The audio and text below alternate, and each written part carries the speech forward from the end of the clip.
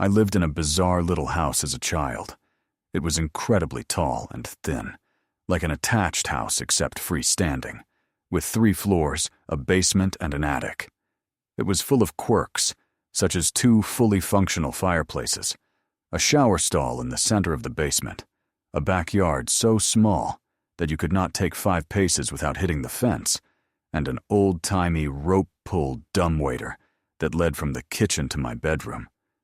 I loved that weird little place, but unfortunately it was incredibly old, and half of its charm was the fact that it seemed to have been designed by an inarticulate conclave of lunatics, and eventually the repair costs exceeded what my parents were willing to sink into it, and we had to move. Preparing for the move was a chore. I packed most of my stuff myself, and I had taken to throwing stuff down the dumbwaiter and shoving all my clothes so thickly in my closet that they became a single, solid brick of fabric. While clearing that closet out, in fact, I came across a feature I hadn't noticed before: an attic entrance in the roof. Being an adventurous kid, I opened her up, stood on the clothes brick, and began my first and last exploration into the topmost part of our weird little house. The first thing I noticed was that it wasn't as dark as it should have been. The place was strung with old, red Christmas lights, which still burned with leftover incandescence, and a dozen little cracks and holes peeped down into all the bedrooms below. The second thing I noticed was that the place was set up for habitation. The insulation was plasticed away. There was an old gurney piled with sleeping bags and sheets, and a rusted mint green refrigerator, which still worked when I tested it. The third thing was the bones. There were a lot of bones. I was a kid at the time, with a limited understanding of anatomy, but there were bones of all types heaped into a series of piles around the center of the attic. Small and large, clean and white, from every and any imaginable sort of creature, haphazardly stacked in a half-dozen osseous clumps. 2 of them were blackened, as if someone had tried to burn them, and the walls nearest those blackened piles were scrawled in dark, bone-char messages. Mostly they were just smears, but the word "sorry" appeared more than once. That room had been sitting over my head for 8 years, while I slept. So, my uncle used to work a lot when I was younger. He's done a lot of different things to make money, but one consistent thing is that in the summer months and into late fall, he paints houses. It's a legitimate business and everything. He's got a truck with a number and a name and supplies in the back.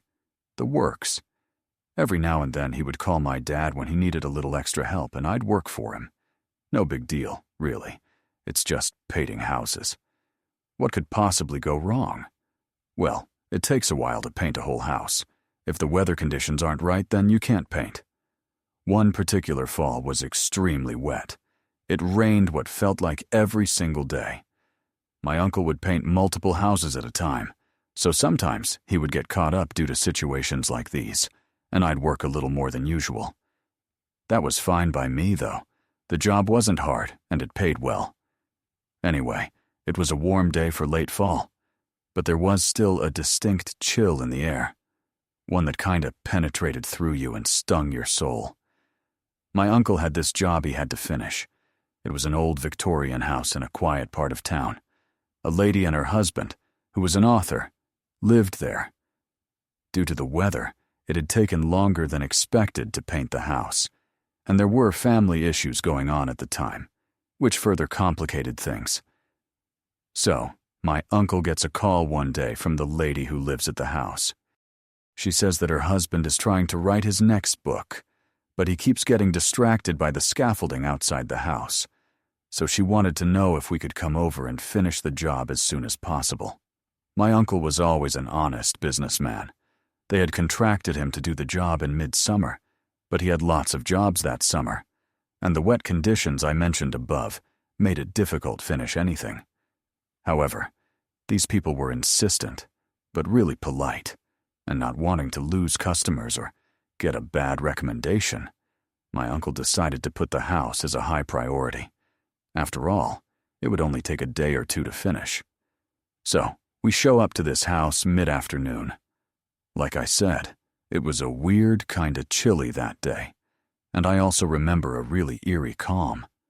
The day was slightly overcast, so everything was shrouded in gray. It was like the perfect setting for a mystery crime novel. So we arrive at this house, and my uncle and I move to the back. The front of the house was already done, so there was nothing left there. My uncle, being the more experienced painter, would always do the touch-ups, and I would simply apply the first coats, since they took little skill. Anyway, we get to the back of the house, and he asks me if I'm scared of heights. I was 17 at the time, and although they do creep me out a little, I didn't want to seem like a child in front of my uncle, so I told him I wasn't. He was happy to hear that. He has me climb up the scaffold to the 3rd floor to finish an upper section of the house. There was a window up there, a small little oval one that looked into the attic. The attic also happened to be the husband's study. He would do most of his writing in there. So, I'm climbing up this scaffolding, cans of paint dangling behind me, and various paintbrushes and other tools in the utility belt my uncle let me borrow. I get to the top of the scaffolding and set all my supplies down. I crack open a can of paint and start painting like I had a few hundred times before. Outside of the temperature, the overcast, and the eerie calm this day was like any other. I'm working my way across the top part of the house when I get to the window that looks into the study. I bend down, dip my paintbrush, and stand back up to paint above the window. The window was in my direct line of sight, and I couldn't help gazing in. I see a man, the husband, staring back at me with a face completely barren of any emotion. I had never seen a face so devoid of feeling before. I still haven't. Of course I get startled and take a step back. I chuckle and smile at the guy, but he doesn't smile back. Instead, while remaining completely emotionless, he draws a pistol up to his head that he was holding in his hand the whole time and proceeds to blow his brains out, without ever breaking eye contact, right in front of me, while I'm staring at him. In utter shock, I gasp and let out the smallest scream as I step back in fear. Only, I stepped back a step too much and fell off the scaffolding. Alerted by the gunshot, my uncle looked up in just enough time to see me fall off the scaffolding from the 3rd story. I was lucky enough to land in a bush and only suffer a broken ankle and a few scratches. The biggest wounds happened in my head. I had to go to counseling for a while. It's been years since then, and I still remember that man's face. I've never forgotten it. It will always be burned in the back of my head. I know why, looking back, his face was so devoid of emotion, because he never felt any emotion at all. He literally didn't care about what he was doing. As it turns out, the man was seriously depressed and facing marital issues with his wife. Combined with a few too many nights drunk on whiskey and facing writer's block, I guess he decided he couldn't take it anymore. His wife moved out of the house shortly after, and we never finished the job. To this day, that house remains abandoned, and to this day, I try not to drive down the street it's on. I'm scared that if I do and happen to pass the backyard, I'll see that man staring back at me from that window, cold and emotionless. I always seem to get to these threads when my story will surely be buried, but here goes. When I was 13, my grandmother was dying of cancer, and my mother and I stayed at her house and took care of her during her last few weeks. One night at 3 or so in the morning, my mother ran into my room and told me that my grandmother, who was by this time completely bedridden, entered my mother's room, woke her up, and then walked out of the room. There was no creepiness at the time, just a genuine concern for what my grandmother could possibly be doing up at 3 a.m. when she was literally days away from dying. We ran into her room, and sure enough, she had passed away. Obviously, given the shock of my grandmother dying, My mother and I didn't sit around chatting about how weird the whole experience was. But months, or perhaps even years later, I asked her about that night. And she has no memory of telling me that my grandmother was up and walking around the house. She doesn't even remember what woke her up or why she woke me up. Gives me shivers just writing it. When I was 8, my family moved from urban South Florida to a really small town in North Florida. It was like from a Goosebumps book. A lot of weird stuff has happened in the 15 years since we moved there. But the weirdest has got to be when my sister moved back in with my parents. My sister's husband had been shipped off to Afghanistan, so she was left alone with a newborn son. Not wanting to go through the soul-crushing loneliness of raising a newborn all alone in a trailer in the woods, she moved back into my parents' house for a while. She said it started first when the headboard of her bed would slam every now and then. Then one day, she woke up because somebody was tickling her. She didn't really think about it until one night she woke my mom up by screaming. My sister is almost 30. She's not a little kid. And my mom went in, and the whole fucking bed was rocking and shaking really violently up-down, to the sides, like a boat going through white water.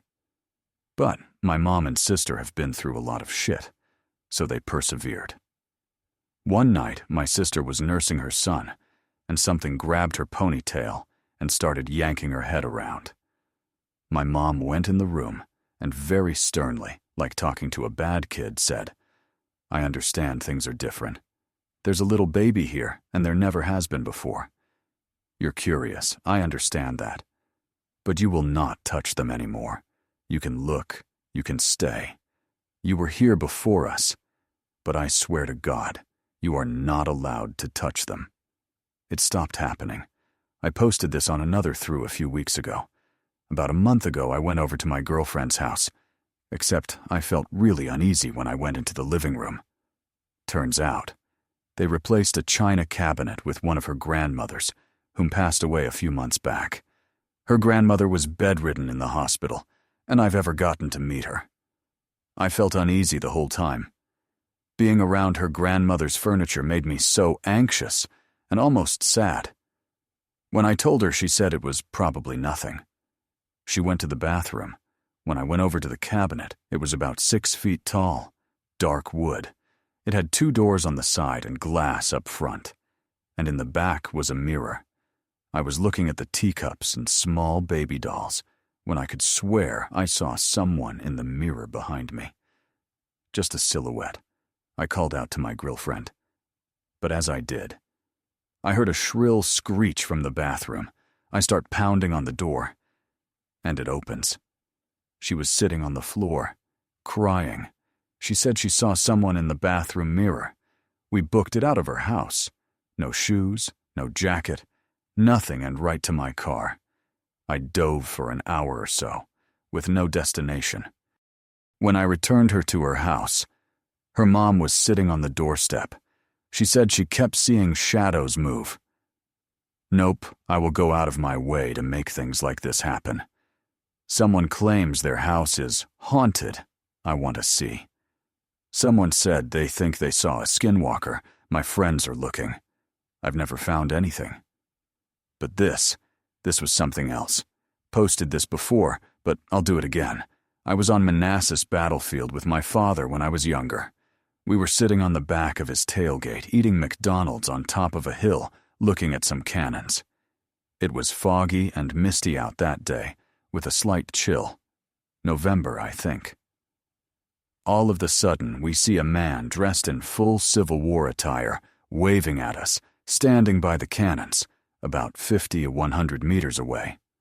My dad had a pair of binoculars with him, and we got a closer look of the man. He appeared to be in a Confederate uniform and was standing stationary, only moving his arm to wave. It was a "come here" wave. My dad thought there was a reenactment going on, and that the man needed help. So my dad walked down to the man while I watched with the binoculars. When my dad got close to the man, he stopped walking and had a confused posture.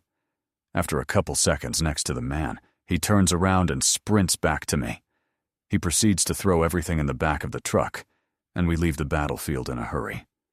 My dad said while walking down there, the man slowly disappeared, and my dad said he got the strangest feeling in his stomach and mad chills.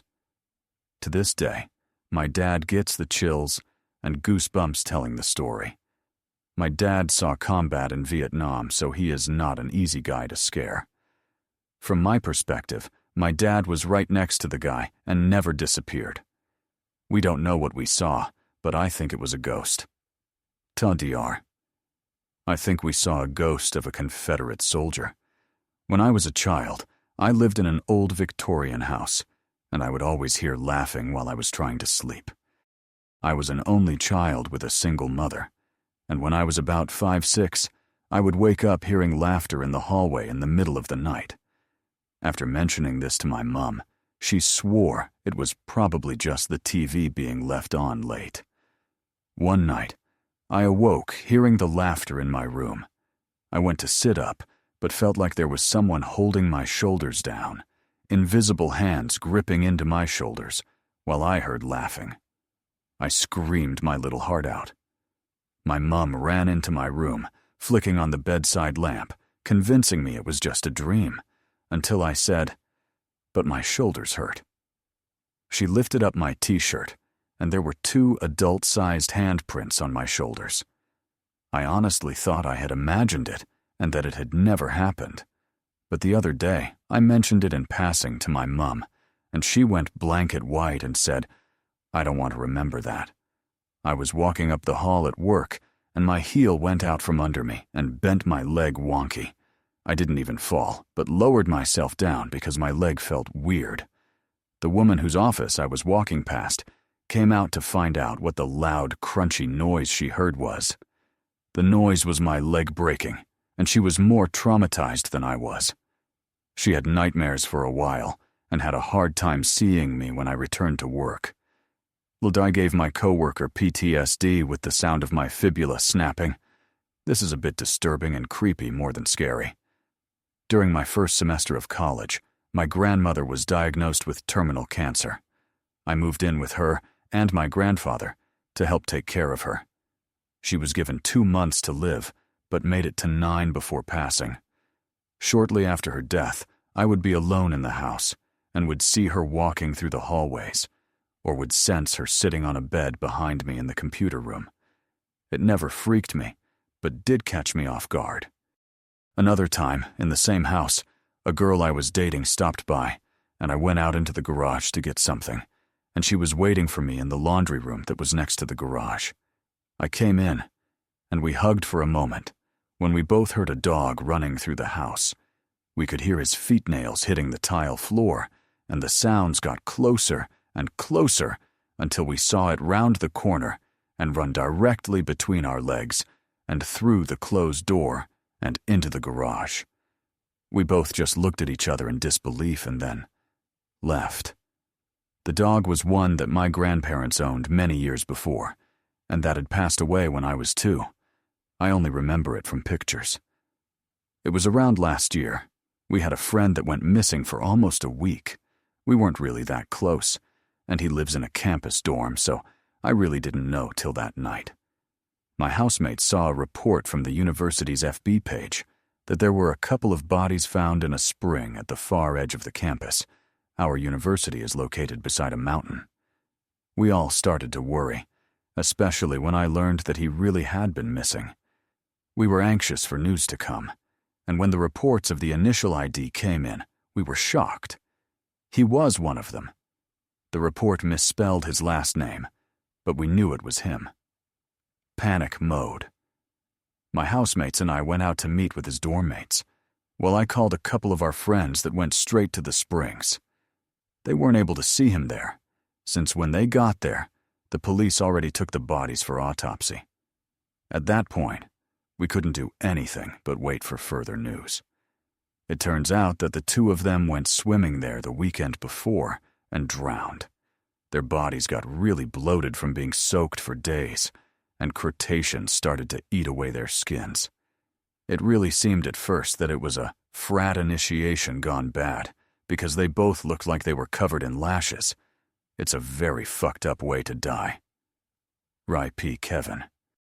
There was a local kid a few years back that would have dreams about a WW2 pilot that was shot down somewhere in the Pacific. In the dreams, he was the actual guy. Really weird stuff. He knew everything about the guy. The ship's name, the pilot's call sign, his best friends, his sisters' names.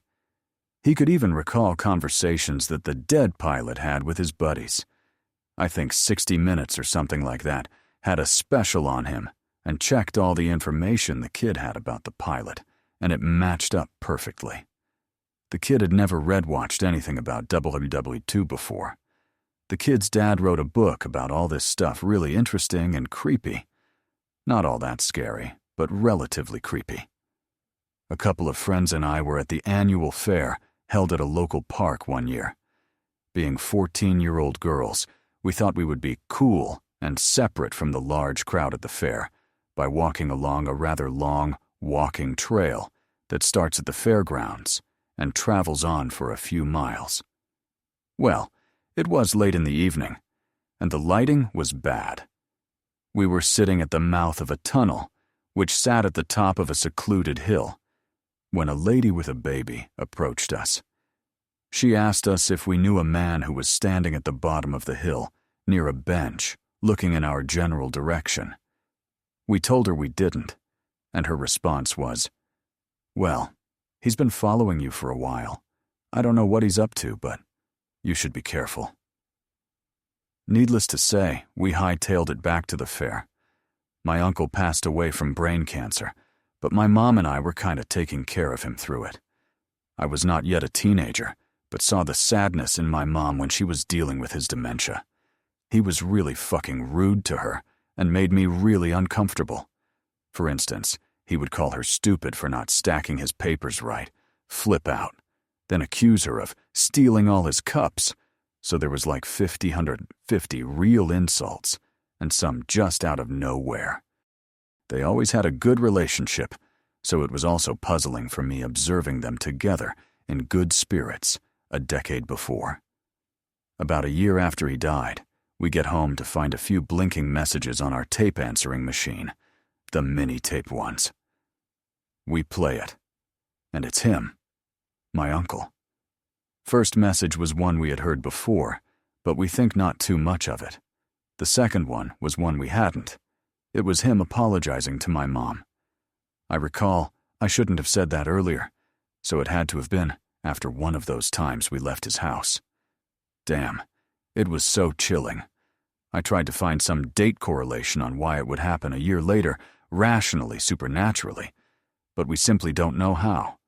When I was about 10 to 11, I was ill and did not go to school one day. My parents both worked and couldn't get the day off, so told me just to stay in the house and don't answer the door to anyone, and the usual stranger talks, etc. I was sitting watching TV in the front room that has a big bay window that looks out onto the street, which is a main road with a row of shops across the road. I felt awkward with all the people walking past, so decided to shut the curtains slightly, and for some reason, as I did, I noticed this man in his late 40s, early 50s, with a beard and glasses wearing a green knitted jumper. He looked like your stereotype child abductor. Something about him walking past just seemed strange, but not enough to play on my mind, until he walked past again, 10 minutes later in the same direction, as if he had just looped round the block. 10 minutes later, he appeared again and stopped at the edge of the driveway. For about 30 seconds looking at the window, he then proceeded to the door looking in the window. As he walked by, it was an old Victorian sandstone house with big storm doors on the front that you needed a key to open, so he couldn't get in. He knocked the door a few times, but something just told me not to answer. He then came to the window banging it and saying something, but I couldn't make it out. I then noticed the realization in his face that there was a back door. My parents never locked the back door so the dog could come in and out as he pleased. I ran through to the kitchen, and within seconds of turning the key and locking it, the handle started turning, and he started banging the door. I just curled up in a ball on the floor in fear. He started trying to open windows and eventually left about 30 minutes later. I dread to think what could have happened if I had not remembered the back door was unlocked. Till there's some guy tried to get into my house when I was home alone. Sorry for the length of this, but it was spooky enough of an experience for me to write it. While I was deployed in Kosovo, my team did a lot of night missions that required us to cover a great deal of ground in a short period of time in order to make our extractions, all of it while remaining undetected by anyone in the areas that we would pass through. We would always seem to see odd things during the night, but nothing like this. During one of our recon missions, we had started by getting dropped off in a remote location to identify whether shipments of mortar rounds and mines were being moved through the area. Our extract was going to be before daybreak, and we needed to make it just over 17 kilometers.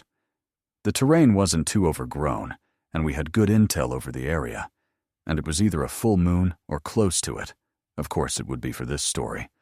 So unless we encountered somebody, this was going to be an easy night. Our team was normally only 4 men, but we had the opportunity to make this a good training run for some of the new guys, and we took on an extra 3.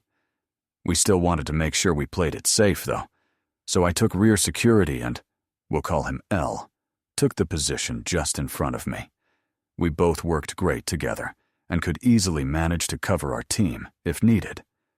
We moved about 10K through our mission area without finding anything, and had made good time doing it.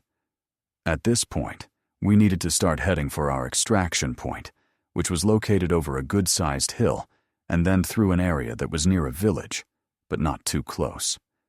We regrouped, did a count of people, ammo, and supplies, and moved out. Being rear security, I was the last to move, and just as I was about to take off, I heard a noise in the trees maybe 50 meters off. I turned and saw L looking at the direction as well. He had heard it too. Everyone else was still moving, since the new guys were in the middle and were not used to looking back every 20 meters to spot your security. We were getting left. Chances were that the noise was nothing more than a deer. But L and I started moving out, using a 2-man bounding technique. We kept hearing a noise, so I told L to reach the team, while I remained in place after our next bound. I found a place with cover, and he bolted after the team. I heard the noise again, and then saw trees move about 15 miles in front of me. Everything stopped. 2 minutes went by with me being very quiet, controlling my breathing and watching my front and sides. L and my team were slowly making their way to engage whatever had been following us. They came up on the sides and surrounded the area I signaled to. Once in position, I moved up. Nothing. Not footprints, tracks, or any sign that something had been there. Cue the guys giving L and I a hard time for getting left alone and scared. Good-hearted fun, of course. We move out again. Again, I am the last to move, with L between myself and the next man to the front. This time, no noises when I step away. After about 2K, we come up to an orchard that we need to move through. The light from the moon was really bright, and the trees were spaced, so we used them for cover as we stayed near the middle of the orchard. Just before I enter, I hear the noise again. This time, I thought I heard a little girl giggling, not something that my imagination would make up on its own. I was expecting wildlife, if anything. This time, L had taken off an additional 20 meters and turned to wait for me. I moved to my location, and he moved out again. I was crouched next to a tree watching for anything. All of a sudden, the tree I was next to caught my attention. In the knots on the tree, I could see a face that looked like a person. As I squinted and looked more closely, a little girl's face appears, and she turns at me smiling, waving a little hand, and giggles, not maliciously, then disappears back into the tree. I am in absolute shock at this point, and there is not a chance in hell that I am going back to my team to report what I just saw. So instead, I bolt and catch up to L and keep my mouth shut. Recognizing that I likely have lost my mind, I am not going to talk about anything. We hit our extract and leave. 2 weeks go by, and I am told that I am needed to provide security for a team of combat engineers who are going through an area I am familiar with. In the meantime, my team was going to be going through the area we were in 2 weeks ago, where Elle and I got scared, everyone laughing. Again, I never said a word to anyone about what I saw. In my mind, I'm quite happy about not going back there. So, I go out with the engineers and help them find a minefield that had been recently laid, in an area that kids walk through every day. And they take care of informing the village nearby, while starting to blow the mines in place. I really appreciate the engineers and the work they did out there. I get back and am taken to see my commander and told thanks for the work.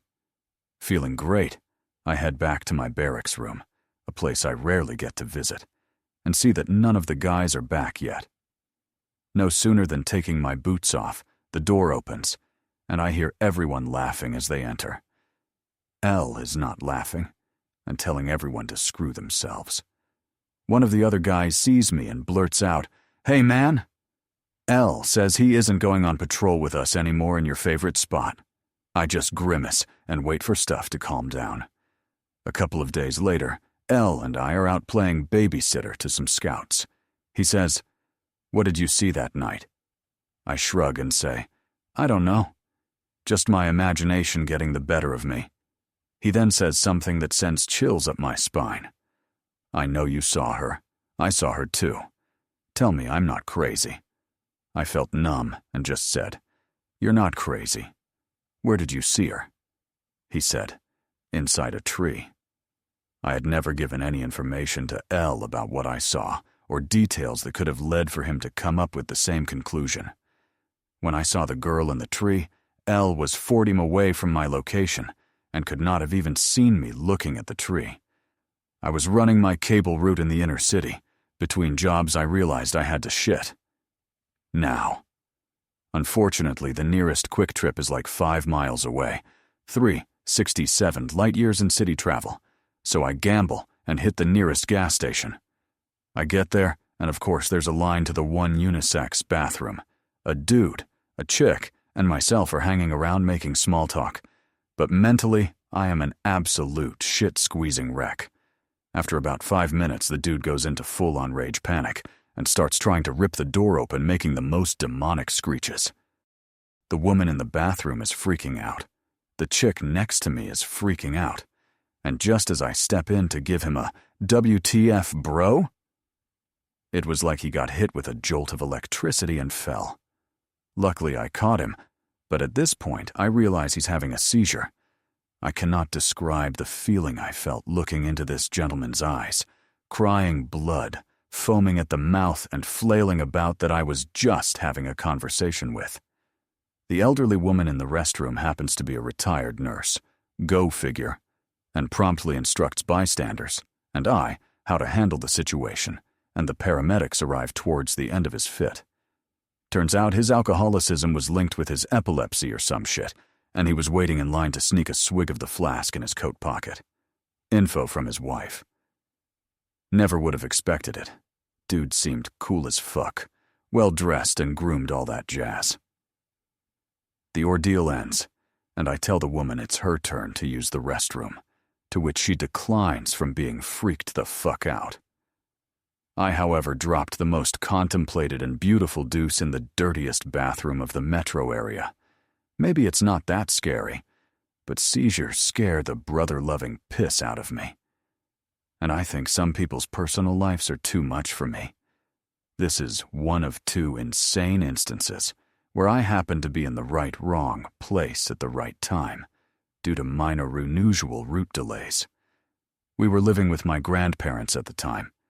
In my aunt's room was a 2-foot-tall Victorian-style doll converted into a lamp. The lamp would only turn on by holding the doll's cold plastic hand and raising and lowering the arm. The doll stood on a nightstand next to my aunt's bed, facing the door, greeting everyone who entered with a creepy dead-eye smile. I was alone in the house one day and wanted a blanket from my aunt's closet. Luckily for this scaredy cat, there were two important factors that worked in my favor. One, it was mid-afternoon and wouldn't need the lamp's light. And two, the closet was located immediately next to the door's entrance. So without lifting my gaze, I stared at the floor, entered the room, and turned 180 degrees. Now my back was towards the doll. I quickly swung open the closet door and reached down for a blanket, when suddenly something about the room was different, brighter. The light was on, and the peach fuzz hairs on the back of my neck uncurled. I froze for an eternity, then felt my survival instinct kick in and wanted to run screaming in horror. But before all that, I still had to look. Man, I wish I hadn't looked. As I turned to exit the room, I lifted my stupid head only to confirm that the doll's hand was raised and that it was pointed directly at me. Such traumatizing vision burned in my brain since I was 13. Much uneasy, creepy memory. About 4 years ago, I woke up one late morning on a day off at 10:21. You'll learn why I remember this 4 years later in a second. I got out of bed, used the restroom, got dressed, etc. I went back into my room and picked up my phone to check for messages, and the clock in the phone said 10:25. I was surprised, because I know that it did not take me only 4 minutes to dress. I'd lingered in the warm bathroom quite a while and brushed my teeth too, etc. I looked at my bedroom alarm clock to confirm, since that was the clock I'd looked at when I woke up. It also said 10:25. I shrugged it off and figured in my sleepy, just-woke-up state, I'd misread the original 10:21. I went downstairs, turned on the PC, turned on the news on the TV to listen to, and started cooking breakfast. I wanted to microwave up some rice leftovers from last night, so I went to pop them in the microwave. The time on the microwave was 10:25. I whipped out my phone to check the time. It still said 10:25. There was no way. There was no way that I checked the clock upstairs, walked downstairs, turned on the PC and the TV, got a glass of water, and started cooking eggs in the matter of less than a minute. I decided to stand there and watch the microwave clock while counting to 60. I figured if it didn't turn to 10:26 in 60 seconds of less, clearly it was malfunctioning. It turned to 10:26 about 20 seconds into my count, which made sense. It had been 10:25 for a while before I looked. I finished making my breakfast, plated it up, and took it over to the PC like the lonely slob I am. The time on the PC said 10:20. I pulled out my phone. My phone also said 10:20. That's when I started writing all this shit down. I pulled up the little clock toolbar and watched the second hand go around. While I watched it, time seemed to pass normally. It ticked to 10:21 and 10:22 as I watched the second hand go around. Over the next, what felt like an hour or so, maybe hour and a half, all the clocks in my house, as well as internet ones, seemed to pass time normally while I observed them. But if I looked away for a while, at least 2 minutes or so, they'd make no sense. At one point, about 15 minutes after these events, the cell phone and PC read 10:14, then later 10:13, then back into the 10:20s. After the hour and a half, they normalized, and I've never experienced it since. Till DDR. One day all my clocks went fucking insane. Late to the show, but last December, a little before Christmas, my friend and I were driving home after our final exam. There's a red light at a major intersection up ahead, and I begin to slow down. I came to a complete stop in the right sidewalk lane of a 4-lane street, 2 each direction, facing southbound with 6 cars in front of me, and I'm stopped with a side street to my right. Suddenly, I hear tires screeching and a crash. I got hit rear right of my car by another driver. We get out, exchange information, and begin to take pictures of our respective vehicles. I look up the street to make sure I have a few hundred meters between myself and any vehicles approaching from the north before I step into the left southbound lane, so I can get a picture showing the angle of both of our cars and the street signs, which are rear, right, northwest intersection of the side street. My friend calls me over to unlock the trunk so he can get paper from his pack to write down his witness statement. And just as I step back into the right lane, my car occupies. A northbound driver who was so occupied with observing our collision drifts into the left southbound lane, which I just stood in, and missed me by about a foot. He was traveling probably about 70 km/h. That's 43 mil/h. 2 days later, I go paintballing with aforementioned friend and a few others. In between games, you go into the lobby with your mask off, and everyone is supposed to put their paintball marker, gun, on safe and have a barrel cover over the muzzle. I'm leaning against a wall in the lobby when previous friend asks if he can borrow money to buy more paint. My back is still leaning against the wall, but I lean to the right to hand him my wallet. As I put it in his hand, I hear a loud splat against the wall I'm on. I look to find a paintball fired at where my head eyes should have been had I not moved. Somehow, one of the kids across the room was putting his marker down on a table, and the barrel cover's retention bungee snapped, allowing the cover to fall off. The safety broke, and the marker fired around. A paintball to the eye at 250 FPS could have been a game changer, to say the least. 2 days later, I'm out drinking with the friends I went paintball with and some others. We're walking down a major street, and I'm naturally a fast walker, so every 25 meters I'm stopping, turning back and waiting for everyone to catch up. At one point, I look back and see everyone is still pretty far back, but it's cold, and we're practically at our destination. So instead of stopping to wait, I decide to just keep walking ahead. Then for some reason, I decide to stop and shout back to them I'll meet them inside. Just as I do so, I hear a loud engine roaring up the street, and turn to see a speeding Porsche Tem in front of me hit the west wall of a building literally at a right angle so hard that more than half of his engine compartment caved in, his airbags deployed, and the windows all shattered. Had I kept walking without saying anything to my friends, I probably would have been between the car and the building. 2 days later, it's Boxing Day morning. I was in and out a few times throughout the night because I was excited to go pick up some items with my friend, the same one from the collision paintball night out. At one point through the night, I have a nightmare of the sorts. The earliest part of the dream I can remember is me leaping out of a panel door van with a rope in my hand. I have no idea why, but in the dream, my mind knows that someone is trying to kill me. As my feet hit the ground, I find myself in my driveway. I run inside the house, and for some reason, tie the rope to the front door's doorknob, knowing that on the other end of the rope is the killer tied to it. I lock and barricade all of the doors and windows to the house and call 911. The operator tells me every officer is busy with something and no one can come help me. I hang up the phone and am about to call to someone else when I notice the rope has been cut. Trying to stay silent and listen for the killer, I suddenly notice everything that can possibly make sound in the house is given her: kettle, stove fan, toilet, shower, TV, radio, everything.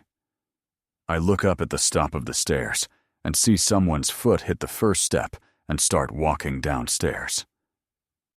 I wake up screaming and sweating, and the first words out of my mouth, before I can even think to process it as a dream, are Slender Man.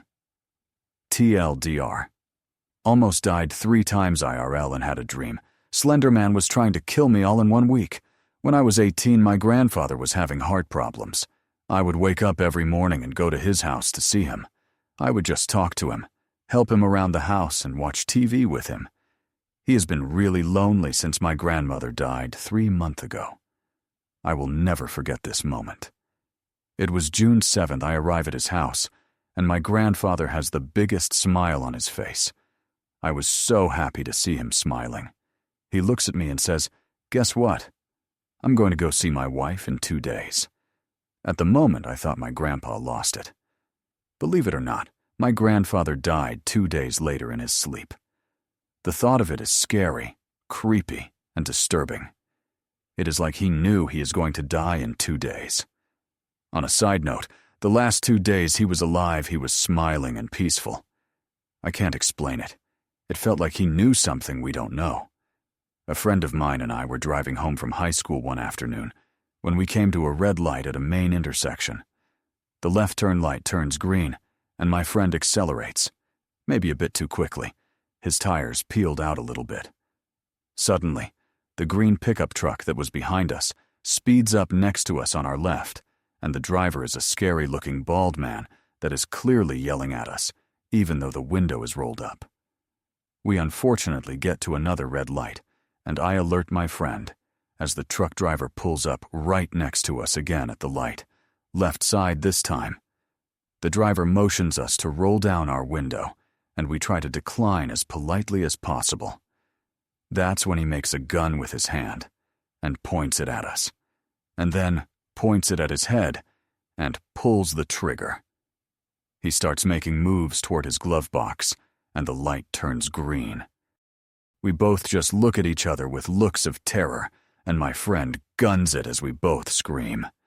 The truck peels out towards us and is tailing us, right on our ass. I decide the best thing to do is to try and lose him near my house in my neighborhood. I'm familiar with the area, and if we get ahead of him enough, we can pull into a cul-de-sac before he spots us. Sure enough, he is following us the whole time, and as we pull into my neighborhood, I tell my friend to speed up quickly and pull a left into a subdivision. It worked. We speed down until we find a busy-looking cul-de-sac and park behind a car on a driveway. We lay low and eventually see the truck drive by, right by the street we chose to hide in. Huge sigh of relief. At that point, we decided to just chill out and try to laugh about it. We don't know what could have happened. We ended up calling the police and meeting up with an officer to make sure we could get home safe. Never saw the fucker again. For no reason, apparently, some crazy driver motioned to shoot me and my friend in the head and chased us around my hometown. I found a way to lose him and eventually escaped. I have a fear of spiders because of a hunting trip I took with my dad and family when I was a kid. I don't enjoy shooting things, not an animal rights activist, but I think killing for game or bragging rights, and not for food, is wasteful and barbaric. I had brought my Game Boy, and they stationed me at one of the ground blinds so I could use the radio to tell the others if I saw any deer headed their way. I got bored as shit and got tired of grinding in Pokemon, so I turned off my game and started rifling through my backpack to find another. As I did this, I heard a strange whooshing sound that sounded very close, but I couldn't find anything. I walked around outside the blind, and as I came around the backside, I saw that the entire outer wall was covered in a mass of fucking interlinked daddy-long-leg spiders. I considered running like hell, but I had no idea where the camp was. I had been driven out to the blind. My solution was to use my can of off and the lighter from my backpack to blowtorch all the spiders off. Because stupid, that's why. The plan backfired because I made the mistake of standing downwind of the spiders. The second the fire hit them, they all let go and flew at me. The entire wall of them. Flaming, flying spiders. I immediately started screaming and rolling around on the ground. I took off all of my clothes and immediately phoned my dad on the radio and told him to come get me and that we were going home. I have never sworn or cried so profusely in my life. I eventually went through therapy regarding this event, and now I just hate spiders in general and prefer not to be around them. Similar experience with bugs. I have a huge fear of mass amounts of bugs. Something about them making those disgusting chattering sounds and being clumped together in nasty heaps just makes me gag. and feel gross. For about a week in high school, the school gets infested with ladybugs. I mean, infested. They would coat the walls, get in your backpack, and climb on top of each other in weird amorphous mounds everywhere. My friends knew about my issues with insects and decided it would be funny to put a bunch of ladybugs in a bucket and dump them on me. They dumped the bugs on me in class, and I ran out of the classroom screaming and crying.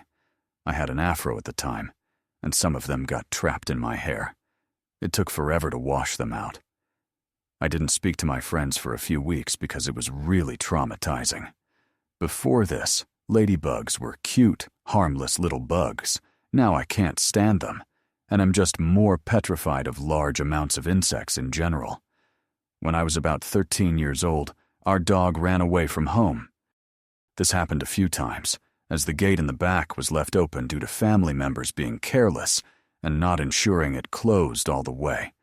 And she got out. Usually not a big deal. The neighborhood we were in was a pretty okay neighborhood, and I could usually find her, not that far away, sniffing at things, usually in the alleys behind houses, as that's where people set out their trash, etc., etc. She was just curious, and the minute she'd see me, she'd drop whatever she was after and come straight to me.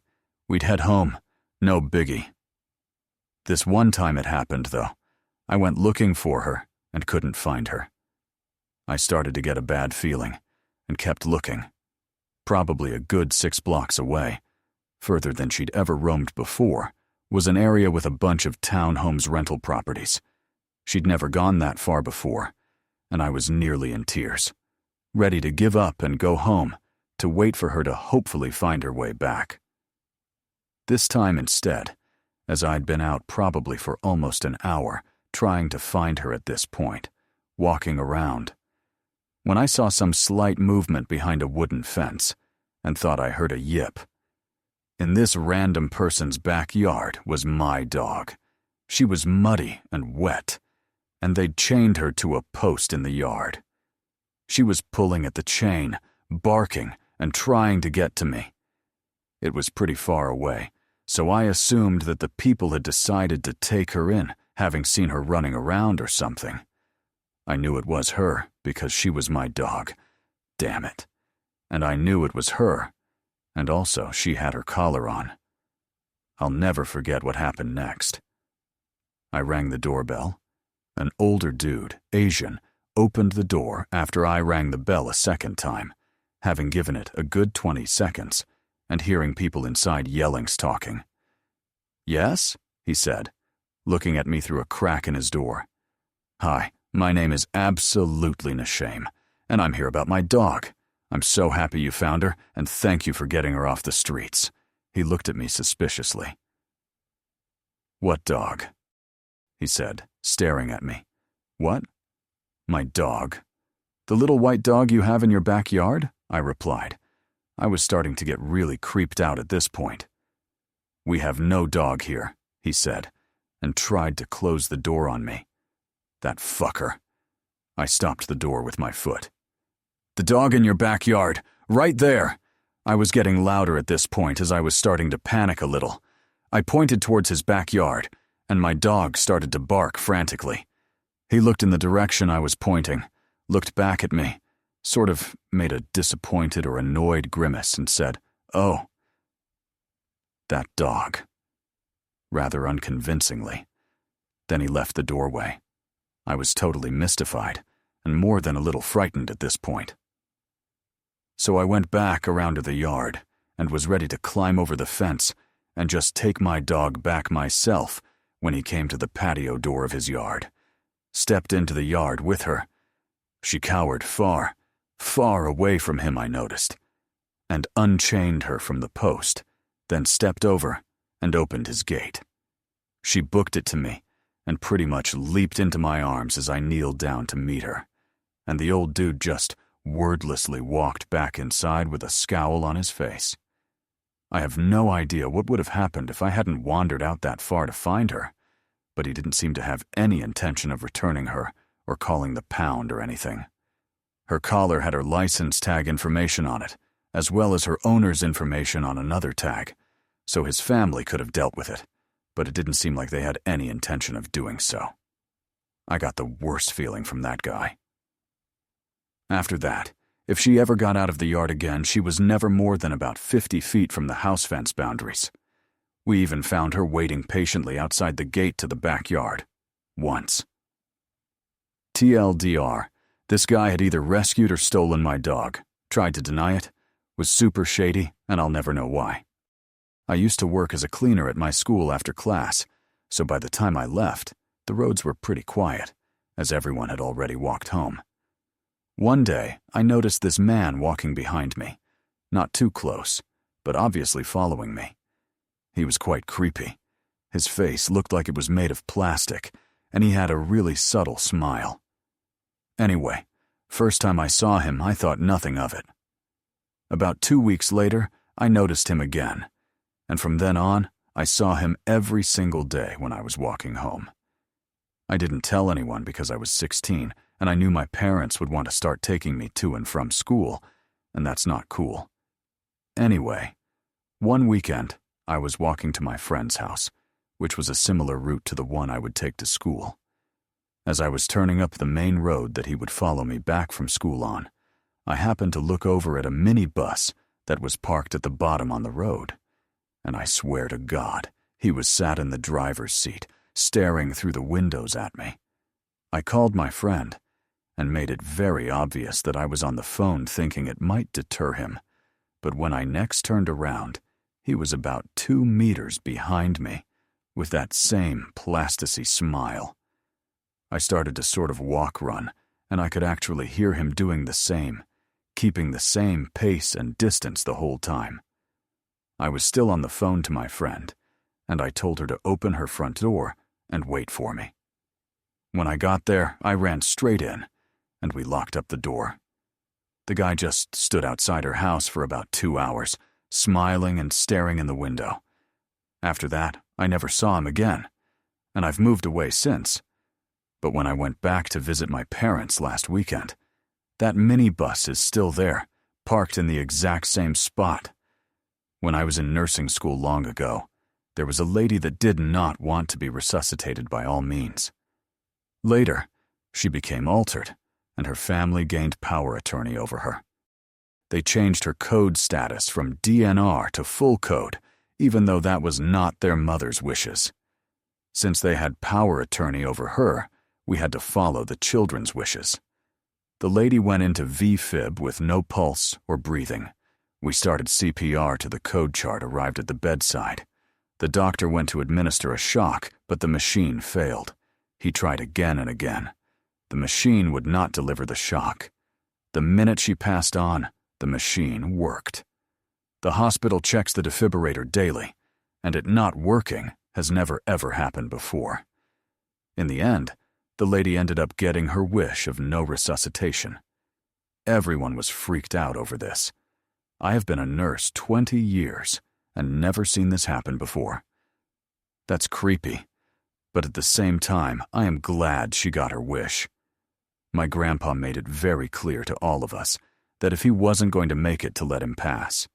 He even said it the last time I saw him in the hospital. When the time came, my grandmother and mom and aunt and uncle weren't ready, so they allowed him to be intubated. I was so mad at them.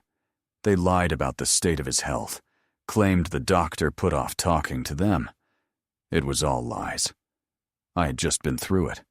My daughter was born at 29 weeks, and we knew something was wrong, but not what. We found out she had trisomy 18. She had been declining, and there was no way she could make it through the night. The last thing I wanted was to let her go, but I couldn't let her suffer, and I couldn't let her die alone in an incubator. I held her until Shen passed. It killed me to do, but I did it because I wanted to do right by her. The fact that my family was so selfish still makes me so angry. I didn't want to lose him either, but keeping him alive in extra weeks was not right. He died 4 months to the day of my daughter's funeral. It was a hard time. When it's someone's time to go, it's their time. When I was 13, my mom used to drop me home from school and then pick my brother up. One day, I was dropped home and went on the computer like always. Minutes later, I heard the sink in our kitchen turn on and off and the microwave door open and shut. I assumed that my mom still hadn't left and didn't think anything of it. Another couple minutes go by and I hear my mom and brother come in. I greet them saying, "Wow, that was fast. You just left." My mom was confused and said that she left a while ago. I'm still not sure what happened. I think the scariest part was not expecting that something weird was happening. When I was about 13 or 14, I lived on a farm in NC. This wasn't a regular farm that you would expect, with fields full of beans and shit. It was actually a pine tree harvestery. Pine needles are a big landscaping commodity, and so we lived basically in the woods and would bale the pine straw every year. Whatever, the point is that my house was in the middle of 50 acres of perfectly lined, long-leaf pines. My living room had a huge picture window. I won't go into the architecture of the house, but it was a weird custom job built by some dentist in the 30s. The window in the living room stretched nearly the entire length of the room, maybe 50 feet. The house was built on a subtle hill, so the living room itself sat 5 or 6 feet off the ground, so you had something of an angle to look out at a solid mile of pine trees. During the winter, it was unsettling because you'd get just a bit of snow, enough to reflect moonlight so that you could see the dogs running around at night. I'll be honest, I hated that room and that window. So now to the relevant part. I had a cousin over for the weekend, and we were doing what kids do in the country, throwing stuff in the fireplace to see what happens. It is getting late, and the fire is dying down, so we build the big kingdom of couch cushions and blankets in the living room and get ready for bed. Nothing out of the ordinary, until we hear the dogs barking. They were really far away. The property stretches for nearly a mile, so I just assumed they were chasing off whatever animal felt like shitting in my yard. So my cousin is staring out the window and not saying anything, which prompts the standard, "What's up?" He just kinda keeps staring and says he feels like he's seeing things.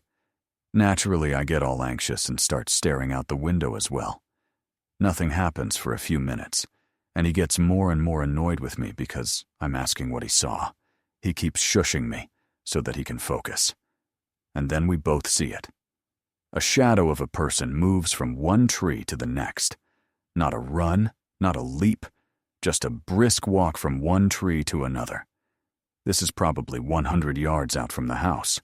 We can't actually tell if the person is coming closer or not because we're dealing with moonlight reflecting off of snow slushes. I guess the crazy part is that we didn't so much freak out. Because at this point, there is still that chance that we didn't see what we saw, you know? So we just kept staring. We should have gone to wake up my dad, but he's an idiot and the kind of guy to walk out on the patio and holler into the woods with his rifle. We were just scared enough to agree that we don't want to taunt whatever is happening. So, about 3 minutes later, it happens again, but a good 50 feet from where we first saw it. Another person, another tree, a few strides, and they were gone. This happened every few minutes for the next half hour, and we just stared. At this point, I should mention that I didn't really have neighbors. The land surrounding our farm was federal paper. I don't know who owns it now. So it was miles and miles of uncultivated trees. You don't see people around the farm unless they intend to be there. So we keep watching as these two figures intermittently appear and vanish until finally we see one appear. But not disappear. Instead, we focus in on it and see that it is now running forward. We lose our shit and go wake my dad. By the time we get into the room with my half-awake father, there is no one to be seen. We sprint around locking doors and windows. Keep in mind that we're out in the country with no one around. It rarely occurs to lock doors. Every door was worse than the last because you just know that as soon as you reach the door, someone is going to be trying to open it, although that never happened. We locked everything up, walked around the house at least 50 times, making sure no one got in without us knowing, and then convinced my dad to fall asleep in the living room with us while we stared out the window. I never understood why my dad wouldn't call the police. He always had this "we take care of our own" mentality, and it simply wasn't an option to call 911. The next day we went out to look, and absolutely, there were footprints everywhere in the snow. We saw them between trees, and then we finally saw where someone had been standing right in front of the window. But as I said, I wouldn't have seen them, because while I'm 7 feet up in the living room, they would have been right beneath me. When I was in high school, I had a class in what was known as the Orange Hall. Every day in that class, I would annoying hear someone whistling the song "Pop Goes the Weasel," but really slowly. 2 years later, when I had a class in the same hall, I heard it again, nearly every day. Now my sister is in high school, and her friend said something about someone whistling the song. I found this strange, because my sister is so much younger than me. There is no way the same annoying student was still there doing this every day. She said she asked her teacher about it, and the teacher said, "That happens every day, around the same time. It's been happening for 10 years, and they've never been able to find anyone whistling in the halls." A few years ago, there was a small plane accident that occurred in a neighboring town. I was part of the county volunteer search rescue group, and when we got the call, I was one of the responders to help try and see if there was any chance of a survivor from the crash. We found out from the sheriff that was there that it was an elderly couple and their young granddaughter that were in this plane. Immediately, it went dead silent. You could see the life drain from the other responders' faces as soon as it was said. Upon getting to the area that the crash happened at, it was clear that there would be no survivors from this accident. It wouldn't have a happy ending. There would be no joyful and tear-filled reunion. This plane was absolutely destroyed. Our lead turned to the group and said if anybody was uncomfortable or not willing to do the recovery of the bodies, there would be no hard feelings or anything held against them. Some people just aren't cut out for this. About half of the group said they couldn't do it. They helped set up the rappelling lines, made some radio calls to other teams that were lower on the hillside, helping us navigate through the broken trees and aircraft parts to get to where we expected to find the bodies. I'll never forget the feeling of complete, utter numbness I experienced that day. The first thing any of us saw was this small stuffed teddy bear and the blood that had soaked onto it. When we finally were able to get down to the bodies, we had to stop and collect ourselves. It was heartbreaking to see this little girl with such empty, devoid eyes. She was gone, never to grow up and experience life like most of us had, never to know the joys, aches, frustrations, sadness, excitement, and everything else life throws at you. I've seen a lot in my few years as an EMT. I've seen drug overdoses, diabetic shock, car crashes, suicides of all manners. But this fucked me up for a while. Nobody should have to go through what we went through to help bring closure for the family. Nobody should have to deal with bringing back a child in a body bag. But if I don't stand up and do it, someone else has to bear the heartache, the depression, the numbness, and I don't ever want someone else to experience it like I did. My grandfather's company does timber mining, was setting up an office in a relatively remote part of a third-world county, and found a house that was dirt cheap, even for third-world country standards. Obviously, there was a catch. The villagers in that area told him not to purchase it, since the house was haunted, and everyone who had ever lived there died violently. He decided it was just some superstitious BS and got it anyway. So the guy setting up the office will live on the top floor of the house with this family, and the lower floors for the office. He moved in with his wife and 3 kids. Anyway, my grandfather suddenly got no news from him for the longest time. Since this was in a remote part of a third world country, he wasn't too worried since he just assumed they lost power or something. He finally contacted the local police to go check on the guy since he was completely unreachable. They found everyone dead. Apparently the guy killed his wife, kids, and then himself with a machete. Yes, not a gun. A fucking machete. He actually hacked himself to death.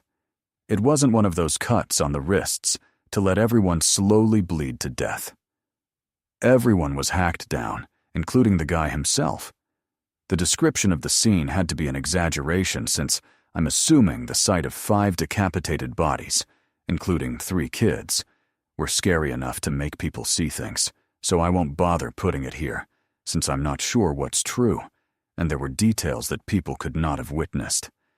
Let's just say I stopped paying attention after I heard the phrase, magic machete.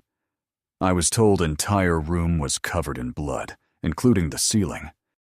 Some people were saying the blood on the ceiling had to have gotten there because the spirits threw the bodies around. I had to explain about blood pressure and got tons of weird looks. Now, the weird part, if this isn't weird enough, was that he managed to barricade the door with the bed, with his wife and kids on it. And it's one of those gigantic old beds that's extremely hard to move. The locals say this is evidence he was possessed by spirits. I say moving to the middle of nowhere in some third world country drove the guy nuts, and crazy people can do all sorts of crazy shit and even perform crazy feats of strength. Anyway, my grandfather had to pay a few bribes to make sure nothing gets to the press, not hard, middle of nowhere, about the entire thing, and get the police to classify the deaths as natural. No idea how they'll explain that. Third world countries are awesome. All employees in the know had to sign an NDA, too. He then tried getting other volunteers to set up the office. Even if they haven't heard all the gory details because of my grandfather's gag order, everyone knew the previous guy died. No one volunteered. He promoted one guy, gave him a fancy title, and told him he's in charge of setting up that office. The guy quit. It's not something I tell people on a daily basis, but when I was little, I'm gonna say 7 or 8. I woke up to a banging on the window. At first I figured it was just the wind, and tried to shrug it off to go back to sleep. But I kept hearing footsteps in my room. My room had a large enough area for you to walk in circles in front of my bed. You know the kind of noises that are just supposed to be the house settling in. It sounded like someone was circling my room. I used to sleep with the radio on, and at this very moment it was playing a very depressing song that I can't remember the name of, but if I hear it on the radio, I get the creeps still. So that really started to scare me. The room also felt as if it was getting colder. At this point, I was really scared. I decided to make a run for it to my parents' room down the hall. As I passed through the area where the foots were, I got so incredibly cold that I could see my breath, and I froze for a sec, only to hear the words, "I'm lost." I bolted to my parents' room, hid under their bed, and cried myself to sleep.